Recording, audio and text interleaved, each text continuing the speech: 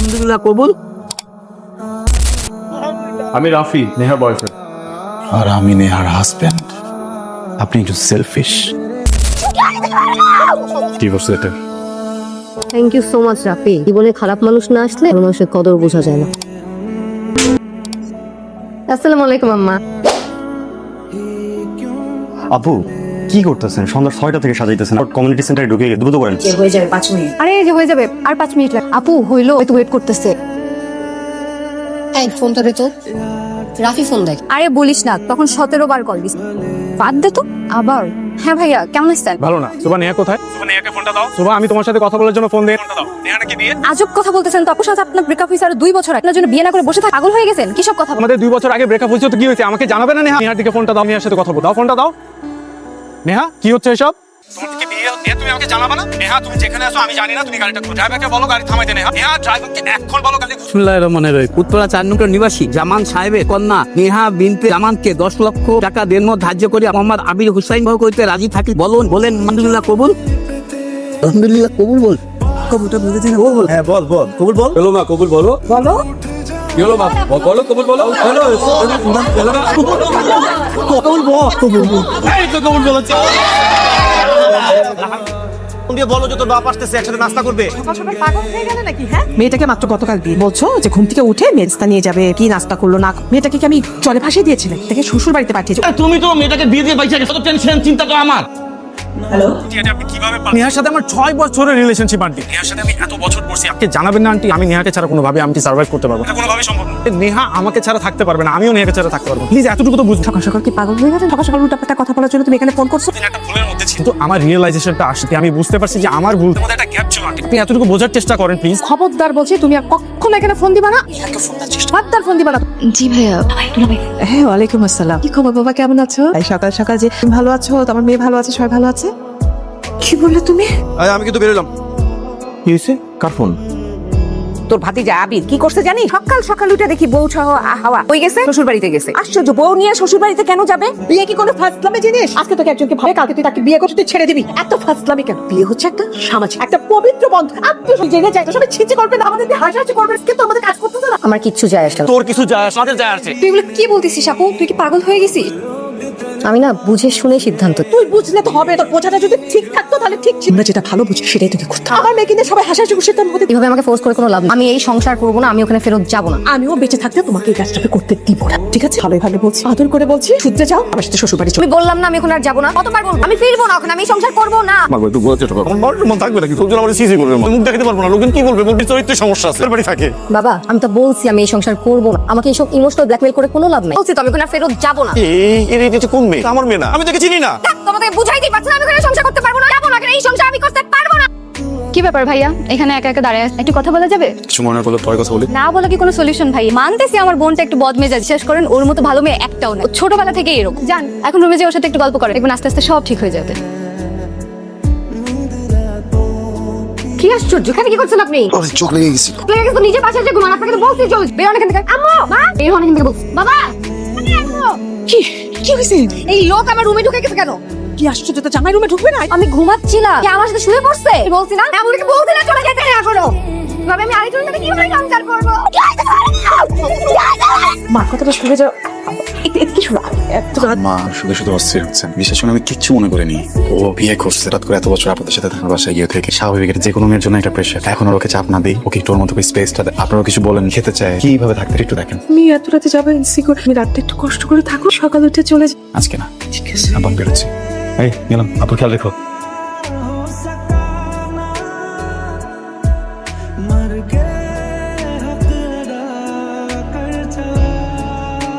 এই যে আবার শুরু। মানে প্রতিদিন এত ছবি তুলে কি করো তুমি? জমাই রেখে দেই। ভালোবাসার মানুষের ছবি গ্যালারি জুড়ে থাকলে ভালো লাগে। বলে এত ছবি প্রতিদিন কেমন করো? কিন্তু দেখাই হবে না তোমার। সে হাসো, এটা কেমন বানায়? পড়ালেখা পরীক্ষার টেনশন নিয়ে না হাসি আসে। দুনিয়ায় তুমি একাই পড়াশোনা করো আর কেউ করে না। 1 ঘন্টার জন্য দেখা করলে কি হয়? 1 ঘন্টা কি মানুষ রেস্ট নেয় না? 1 মিনিটের জন্য রেস্ট পাবো। বললাম না পরীক্ষা। ওদিকে তাকাও। ভাবি সকাল সকাল কেন আসতে পারি না? আসতে পারবি না কেন? বৌমা কই? তোমাকে নিয়ে আসলি না? না, আমি তো এতদিন একাই আসছি, কখন থেকে কথা জিজ্ঞেস করেনি। না কোনো সমস্যা হচ্ছে? কি সমস্যা হবে? আরে ভাই এটা কোনো কথা? আপনি একটা বার জিজ্ঞেস করলেন না তাকে এটা কেন করলো আপনার সাথে? প্রেম করবে একজনের সাথে আর বিয়ে করবে আরেকজন, এটা হয় নাকি? এই মেয়ে তো ক্রিমিনাল। আমি একটা কথা বলি ভাই, শোনেন, ও জাগিয়ে মামলা করছে তার নাম। কি বলতেছেন ভাই? হ্যাঁ ঠিকই তো বলি। আপনি জীবনে কোনো মেয়ের দিকে তাকান নাই, কোনো প্রেম করেন না। আরে ভাই পুরুষ মানুষ হন, পুরুষ সোজা তার কাছে যা, বাঘের মতো চোখের দিকে চোখ রাখেন আর বলেন এটা কেন করলো। না না, তুমি বলার দরকার না, তুই করে বলে এটা কেন করলি তুই।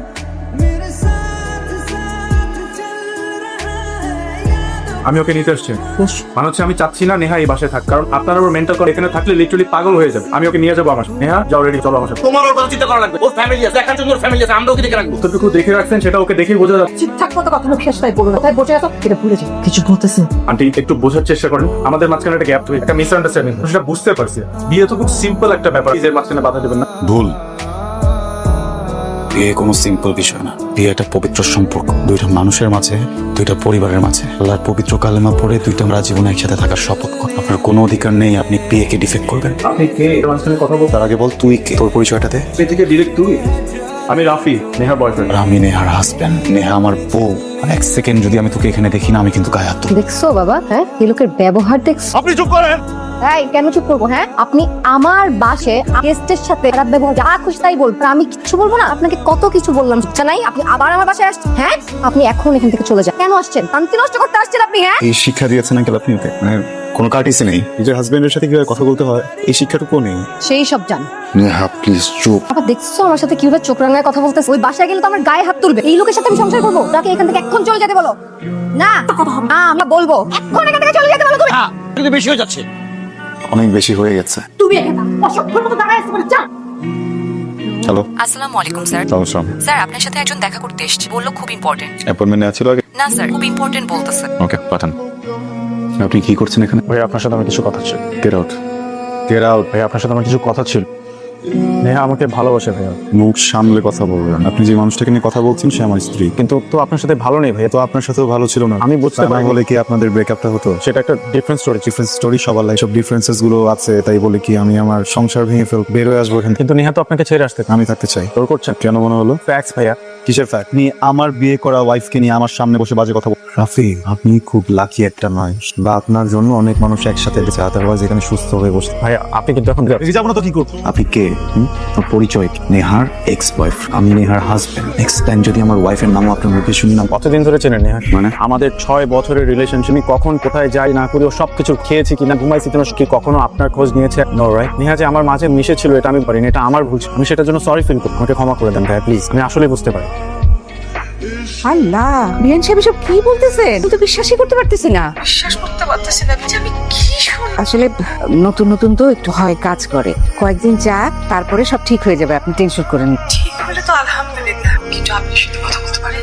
আমি আবিরের সাথে, আচ্ছা ঠিক আছে আমি আবিরের বাবাকে বলবো ওর সাথে কথা বলতে, আপনি চিন্তা করেন না। কি করা যায়? তোমাদেরকে একটা কথা বলবো ভাবছিলাম, আমার আর নেহার ব্যাপারে।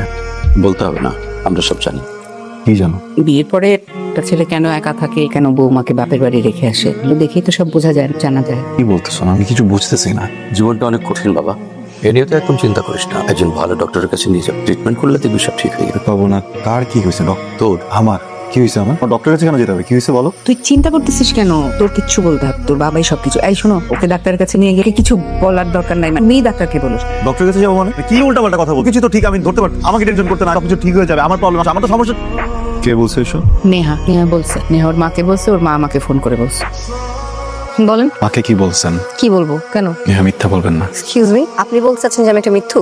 হ্যাঁ, আপনি আপাদমস্তক একজন মিথ্যাবাদী। আপনার ভেতরে একটা কাজ করে কিন্তু আপনি মুখে বলেন আরেকটা। বিয়ের আগে যখন আপনার সাথে আমার কথা হয়েছিল, আমি জিজ্ঞেস করেছিলাম না কাউকে পছন্দ করেন কিনা, বলেছিলেন করেন না। সেদিন যদি সত্যটা বলে দিতেন আমি আপনাকে বিয়ে করতাম না, আজকে সবকিছু নর্মাল থাকতো। কেন বলেন এমন? মিথ্যা বলে বিয়ে করে আমার লাইফটা হেল করে ফেলছেন। আমি আমার ফ্যামিলির মানুষের সাথে চোখে চোখ মিলাতে পারি না। আপনার পরিবারের সামনে আমাকে ছোট করছেন, প্রতিবেশীদের সামনে ছোট, আমি অফিসে ছোট হচ্ছি। কিছু থেকে লুকিয়ে যে আমি নিজের সাথে থাকবো, আমি প্রতিনিয়ত ছোট হচ্ছি। হাসির পাত্র কেন বানালে? আমার মনে হয় এখন যাওয়া উচিত। কোথাও যাবেন না আপনি, আপনি আজকে শুনবেন। আপনি শুনবেন, আপনি কে এটা আজকে জানবেন। আপনি একজন সেলফিশ, যে শুধু নিজেরটা ভাবে। আপনার নিজের স্বার্থের জন্য যে পরিবারের গায়ে আগুন দিয়ে দিতে হয়, দিয়ে দিবেন। বরং ভারে কে বাঁচবে বা কে মরবে। আমি বোকা ছিলাম, আমি নিজে ভালোটা বুঝিনি। আমি না আপনাকে নিতে পারছি। কি ভেবেছেন আপনি? আপনাকে ছাড়া আমি মরে যাবো? হ্যাঁ, আপনার মতো একটা জঘন্য মানুষ, একটা নোংরা মানুষের সাথে আমিও সম্পর্ক রাখতে চাই। যাওয়ার আগে একটা কথা বলে যেতে চাই, কখনো না কখনো তো সংসার গোছাবেন। আপনার জীবনে যে মানুষটা আসবে সেই একই কাজটা করেন না আমার সাথে করেছেন। আমরা ছেলে মানুষ, অনেক ঝামেলায় থাকি, আমাদের অনেক কষ্ট হয় কিন্তু বলতে পারি না। তুই না আসলে আবির ভাইকে ডিজার্ভই করিস, তোর জন্য ওই স্টুপিডটাই ঠিক আছে। আমরা ছেলে মানুষ, অনেক ঝামেলা থাকে, আমাদের অনেক কষ্ট হয় কিন্তু বলতে পারি না। আমি না একটা ইডিয়েট, মানে ছোটবেলা থেকে নিজের জন্য যত সিদ্ধান্ত নিচ্ছি সবই ভুল ছিল। আমি জানি, জানেন আমি যে মানুষটাকে ভালোবেসেছি, আমি বলবো না সে একটা ভালো মানুষ, আমি এটাও বলবো না সে একটা খারাপ মানুষ, কিন্তু সে আমার জন্য না, আমি এটা বুঝি। কিন্তু কি করব বলেন, আমি তো ভালোবেসেছি, ভেবেছিলাম বিয়ে করে নতুন মানুষ, নতুন এনভায়রনমেন্ট, নিজেকে আটকাতে পারবো। আমি অনেক চেষ্টাও করেছি কিন্তু পারিনি। ওই যে বললাম না আমি একটা ইডিয়েট, আমার নিজের জীবনের ব্রেকটা আমার হাতেই নেই। ভালোবাসায় শুধু ভালোবাসাটাকে প্রকাশ্যে রাখতে হয়, রাগ, অভিমান, ঝগড়া এগুলোকে উজ্জ্বল রাখাটাই ভালো। এখানে আসলেন কেন? আর কোনো উপায় ছিল না, কেন?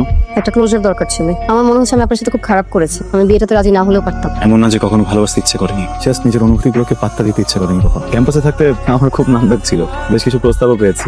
জানেন তো, একজন পুরুষ যখন একজন নারীর প্রেমে পড়ে তখন তার জীবনের কন্ট্রোলটা সে নারীর হাতে সঁপে দেয়। সে পুরুষকে তখন সে নারী সঞ্চালন করে। আমি কখনোই চাইনি আমার জীবনের ব্রেকটা আমার প্রেমিকার হাতে থাকুক। আমি সবসময় ভেবেছি খুব শখ করে একটা বিয়ে করবো, সুন্দর করে একটা সংসার গোছাবো, আমার জীবনের ব্রেকটা আমার স্ত্রীর হাতে দিয়ে বলবো আমাকে সঞ্চালন করো। স্তর একরকম হয় না, তাই না? নেহা, আপনি মন ছোট করবেন না, আপনার কোনো দোষ নেই, আপনার কোনো ভুলও নেই। মানুষ কখনো ভুল হয় না, কিছু কিছু সিদ্ধান্ত ভুল হয়, কিছু কিছু সিচুয়েশন ভুল হয়। আমার জীবনে আপনি আর আপনার জীবনে আমি ভুল সিদ্ধান্ত, এটা আপনার জন্য। কি এটা? ডিভোর্স লেটার আমার সই দেওয়া আছে, আপনি সই করে সাবমিট করে দিলেই হবে। I wish you a very beautiful life with Rafiq. বিয়ে একটা পবিত্র সম্পর্ক, দুইটা মানুষের মাঝে, একটা পরিবারের মাঝে। ভেবেছিলাম ওটা শখ করে একটা বিয়ে করবো, সুন্দর করে সংসার সাজিয়ে নিজের স্ত্রীকে বলবো এই নাও নাও আমার জীবনের ব্রেক, আমাকে সঞ্চালন করো।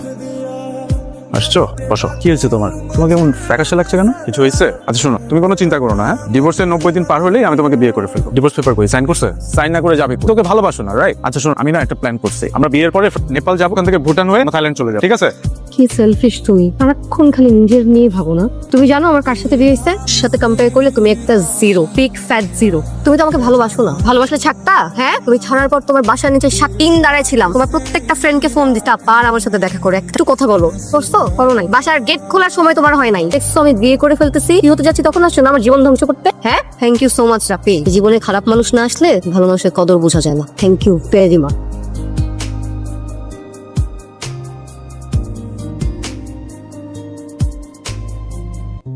আসসালামু আলাইকুম আম্মা। ওয়ালাইকুম আসসালাম। কি ব্যাপার? আসসালামু আলাইকুম আব্বা। কি ব্যাপার আমি না বুঝলাম না, ফোন টোন অফ, কি নষ্ট?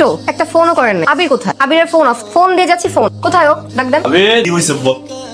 কি ব্যাপার, সকাল থেকে ফোন দিয়ে যাচ্ছি, তোমার ফোন অফ কেন? আমার কি এখানে একা একা আসার কথা? তুমি নিয়ে আসবা না আমাকে? একদম কোনো রেসপন্সিবিলিটি নাই না? কেমন বলি তুমি, পাখি খাঁচায় ভরো না। যে পাড়ার বণিক আমি, তারা ব্যবসা করে না। পাখি যদি উড়ে যেত? ছেড়ে দিতাম। গল্পের শেষ কি হতো? আমি হেরে যেতাম। তুমি প্রেমিক নাকি কচু? প্রেম করার সময় কোথায় দিল জীবন? কেন এখন করবে? তাহলে কথা দাও, যতদিন খুশি বাঁচার পর আমার সাথেই মরবে।